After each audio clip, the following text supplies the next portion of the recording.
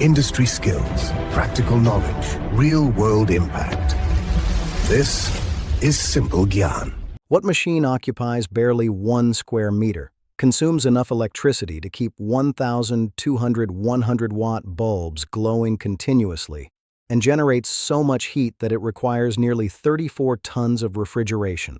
The surprising answer is not a furnace, not a factory machine, and not an electric locomotive. It is a single modern AI computing rack. An NVIDIA GB200NVL72 rack, for example, can consume approximately 120 kilowatts at full load. If operated continuously, that one rack could use more than 1 million kilowatt-hours of electricity every year. And this is only one rack inside a building containing hundreds or even thousands of them. Welcome inside the engineering heart of the AI revolution, the AI data center. We often imagine artificial intelligence existing somewhere inside an invisible cloud. But the cloud is intensely physical. It consists of steel, concrete, copper, silicon, optical fiber, transformers, batteries, pumps, cooling towers, and enormous electrical substations. A traditional data center stores websites, business applications, and digital files. An AI data center, or AI factory, is designed for training and operating models containing billions and sometimes trillions of numerical parameters. Unlike a conventional factory, it does not convert steel into cars or crude oil into fuel. It converts electricity and data into intelligence. The first engineering challenge is electricity. Power may enter the campus through high-voltage utility transmission lines. Substation transformers reduce this voltage to levels that the facility can safely distribute. Medium-voltage switchgear divides the supply into protected electrical sections. Additional transformers, switchboards, and overhead busways then deliver power toward the server racks. But an AI data center cannot simply switch off when the grid fails. Sensitive electronics require uninterrupted, high-quality power. That is why the facility contains UPS systems, uninterruptible power supplies. Batteries provide instant energy during a disturbance, bridging the gap until standby generators start and stabilize. Critical racks may receive two completely independent supplies, power path A and power path B. If one transformer, cable, or UPS system fails, the second path continues carrying the load. Engineers describe these designs as N plus 1 or 2N. Redundancy is expensive, but for an AI cluster costing billions, a power interruption can be even more expensive. Now we reach the machines performing the calculations. A CPU is a flexible general-purpose processor. It manages operating systems, data preparation, and task coordination. But AI training depends heavily on GPUs, processors capable of performing enormous numbers of mathematical operations in parallel.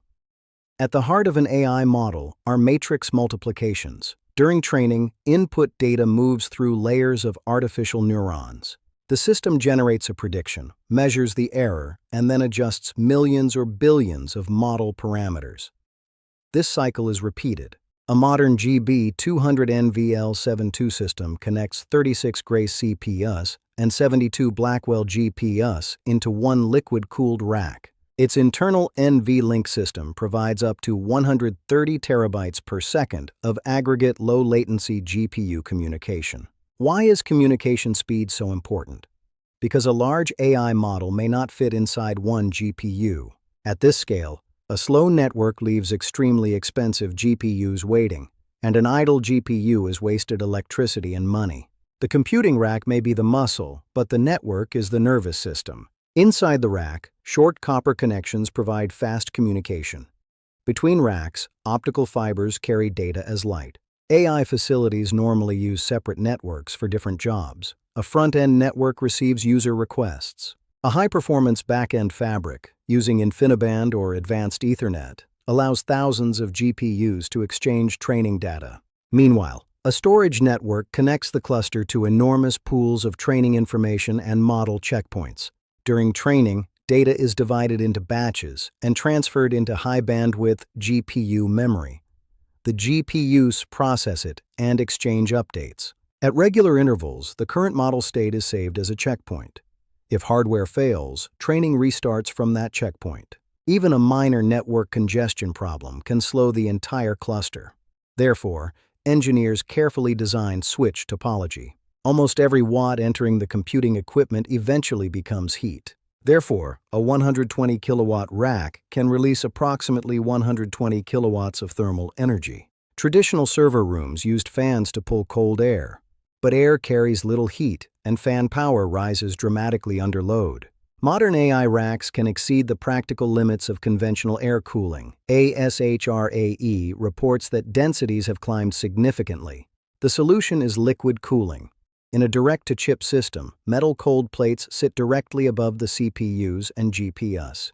Coolant flows through tiny internal channels, absorbing heat only millimeters away from the silicon.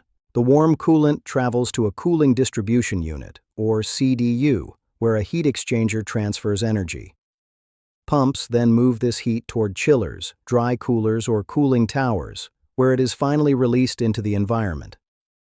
Flow meters, pressure sensors, and leak detection cables continuously monitor the circuit. A pump is as critical as the processor. Engineers measure data center efficiency using a metric called power usage effectiveness, or PUE. Suppose servers consume 100 megawatts, while cooling and electrical losses consume 20. The total facility demand is 120 megawatts. PUE is 1.2. A theoretical perfect facility would have a PUE of 1.0, meaning every single watt reaches the computing equipment. But PUE does not measure everything. Engineers must also consider water consumption, carbon emissions, and useful AI work produced. Suppose you ask an AI model a question. Your request travels across the internet to the data center. A load balancer directs it. The text is divided into small numerical units called tokens, which enter the model's parameters. GPU kernels perform layer after layer of matrix operations, coordinating work distributed across multiple GPUs. The model generates tokens, which are converted back into words and streamed immediately to your screen. What feels like a simple conversation is actually a tightly synchronized industrial process involving power, fluids, and thermodynamics. An AI data center never truly sleeps. Thousands of sensors monitor voltage, current, temperature, and coolant flow. Management software watches every server. Failed jobs are automatically rescheduled, and faulty hardware is isolated instantly. Very early smoke detection, fire zones, and access controls protect the data, while maintenance is performed fully online.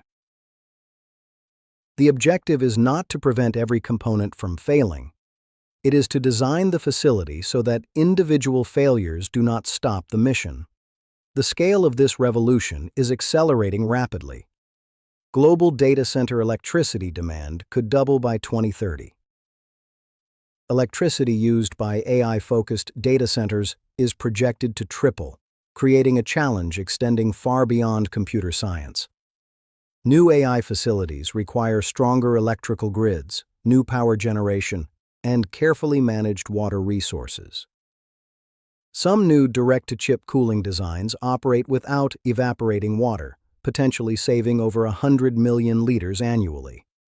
Behind every intelligent answer stands an extraordinary physical machine built from substations, batteries, and cooling systems.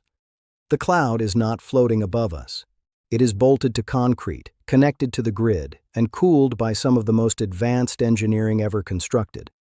AI may be digital, but the revolution powering it is profoundly physical.